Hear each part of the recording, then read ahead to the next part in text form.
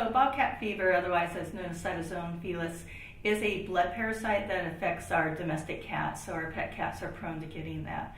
And it's spread through a tick bite. And so it's felt that the reservoir are bobcats get infected, but they don't get infected as severely as what our domestic cats do. So they kind of keep that going in the population. It used to be thought that dermacenter, or the American dog tick, was the primary vector or carrier of this disease as far as the ticks go. It's now felt that the Amblyomma americanum, which is the Lone Star tick, is now the carrier, because when they look at where this disease happens, it's where they can track and see where these Lone Star ticks are. And most people have probably seen a Lone Star tick. They're the ones that have a bright white spot on the back of them. Peak incidence is kind of happening right now, so this is when we see a lot of it in late spring, early summer, when a lot of the ticks are coming out. But we will see sporadic cases throughout the year and even some into the fall. But this is more of a rural disease. There again, where the bobcats are, where there's lots of the Lone Star ticks, so usually there's tall grass, brush, things like that. In your rural areas, if your cat likes to stay primarily in the yard, try to keep your grass mowed down so it's not tall. The ticks tend to like the taller grasses.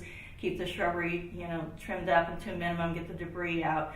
But there again, the absolute best way is just to keep them indoors and away from any possible tick bites.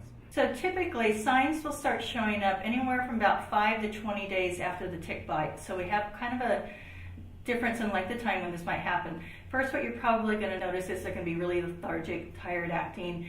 Their appetite's going to start going down. They may feel very hot to you because they will tend to run a pretty high fever early in the course of the disease. As the disease progresses, you might see breathing problems.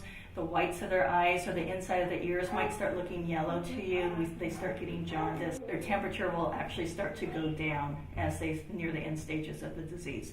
And this disease, unfortunately, for the majority of cats, not all, but for the majority, tends to be fatal. We don't have a vaccine, unfortunately. What we do need to do for our cats is to try to do tick control. So talk with your veterinarian and see what the best product may be for your cat. And then daily tick checks on these cats if you can.